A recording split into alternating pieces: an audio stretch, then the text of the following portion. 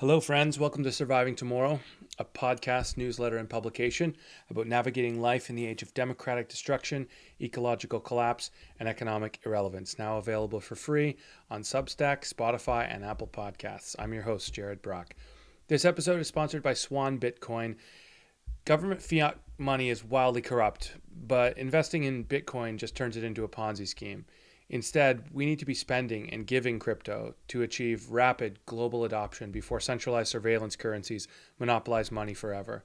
So head over to swanbitcoin.com/JaredBrock to get $10 in free Bitcoin to spend. That's $10 in free Bitcoin at swanbitcoin.com/JaredBrock. Today we're going to be discussing the silent and growing pandemic of pornography addiction. Hundreds of millions of people are dealing with this, including many of our children, so we need to address it because we want to look at all things surviving tomorrow in this podcast. So buckle up. Here we go. Several years ago, my wife and I traveled to 10 countries to make a documentary about human trafficking, followed by a 150-city live tour and TV broadcasts in 14 countries. During our film trip, we met former traffickers, formerly enslaved children, police officers, undercover pimp busters, politicians, all sorts. Two strange things kept popping up. The first was that cops often told us they found video camera equipment when they raided brothels. And the second thing that formerly prostituted women told us was that men often came into their brothels with cell phones, showed them porn clips, and said they wanted to replicate certain acts.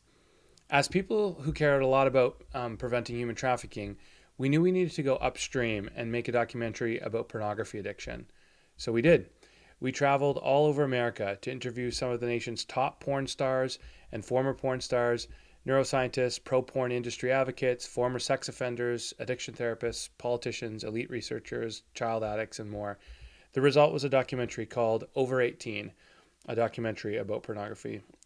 We did a 100-city tour with that one, and it's been on TV in over 12 countries. I first saw porn when I was 10 years old. I was babysitting for a couple in our church. The kid was asleep. It was a stormy night outside, and I was watching the NBA All-Star game. I was an absolute baller as a young boy. And lightning must have hit a cable box somewhere because all of a sudden I was watching the Playboy channel, and they didn't have the Playboy channel. Being a good 10-year-old boy, I turned it off and rushed to the front door to make sure no one was around. And seeing that the coast was clear, I returned and put on the TV and watched with fascination and confusion.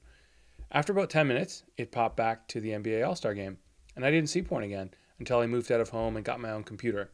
But by then, I had the tools to protect myself from addiction. According to the neuroscientists we interviewed for our documentary, the science behind porn addiction is pretty basic. You technically aren't getting addicted to porn or food or gambling. It's the dopamine that your brain is after.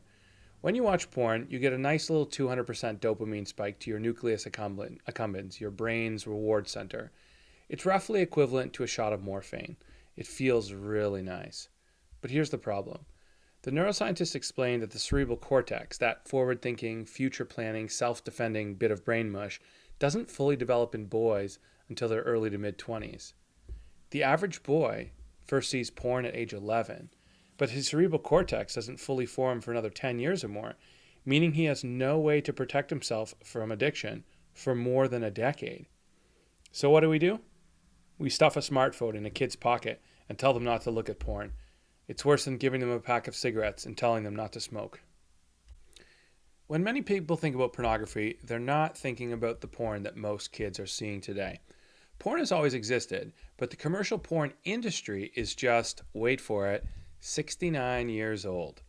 The first legal piece of pornography in America was the inaugural issue of Playboy back in December 1953. It contained a few topless pinups and a lot of chauvinistic writing, but that's it. Today's average porn scene involves multiple men pounding a woman orally, vaginally, and anally before ejaculating on her face. And 93% of boys and 63% of girls will see this before the age of 18. Not only is it illegal to show porn to children, but it's deeply harmful. The majority of porn scenes depict physical, verbal, or sexual aggression or violence towards women, desensitizing viewers to violence and normalizing subservient behavior. Some children take it offline. We've met a number of parents and have heard countless stories of children assaulting other children. Tens of millions of children have started sending and requesting sex from their classmates, pressuring others while inadvertently creating and distributing child pornography. Sexual templating imprints attractions on young brains that can be hard to shake. The top number specified porn search is age 13. And when boys are imprinting their brains to sexualize images of children, some will continue to seek out those visuals once they're over the age of 18. On a personal note, I've now met 3 men who've served jail time for past child porn offenses. All are now living in victory and recovery. But what of the victimized children? When your brain is trained to love pixels on a screen, it can lead to serious offline challenges, including porn-induced erectile dysfunction. There are literally tens of thousands of young men who've lost the ability to perform with a real-world partner because their brains only activate an erection or orgasm to screen-based images. Personally, I've never seen porn on a cell phone, but that's only because I don't own a cell phone. If my parents had foolishly given me a smartphone at age 10 or 11 or 12 or 13, there's no way I wouldn't be addicted to pornography today. Pornography is wildly addictive, and the draw is understandably strong for all of us.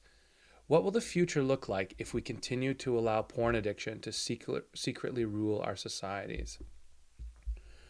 While the DSM-5 doesn't yet officially consider porn addiction or even sex addiction as true disorders, but that's a bit like being an economist who's so deep into the data that they forget about money and how it affects people in real life.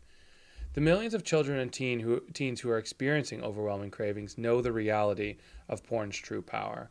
Our best guess is that unbiased scientific research into this nascent field of addiction will almost certainly confirm the truth in years to come.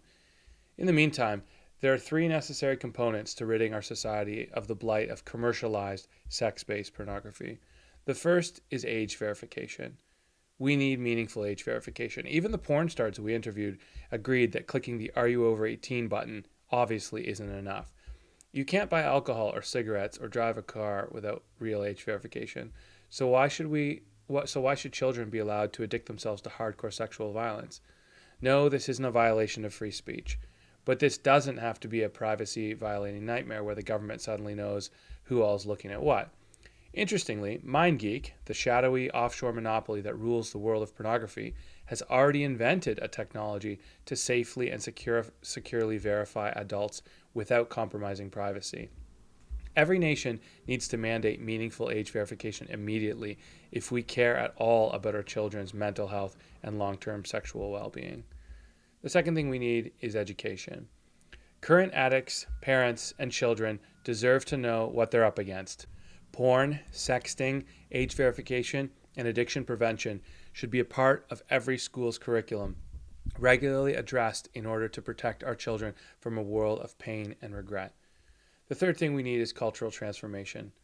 What kind of world do we want our children to live in? Clearly, Homo sapiens are not adapted for screen technology, and our lives shouldn't center around it. Nor are we any match for the addiction algorithms that rule the internet or the dopamine buzz that porn gives us. Do we really want to raise a generation with such a low view of sex and humanity? Aren't we more than just sexual objects? Eventually, society will wake up to the realization that the pornography industry is just another capitalist trick, a way of commodifying the human body and hijacking our nervous systems for a quick profit. We'll also realize that pornography is deeply harmful to civil society and especially to our children. Instead of being active and embodied people who enjoy a real, physical, offline sexuality, we're becoming screen-based passive voyeurs, spectators in our own life stories. If you want to help grow the Surviving Tomorrow community, the best thing you can do is email this podcast to your friends. We are listener supported, so if you'd like to become a patron or want to watch our documentary on pornography addiction, please visit jaredbrock.com. Thanks for listening, and we'll see you next time.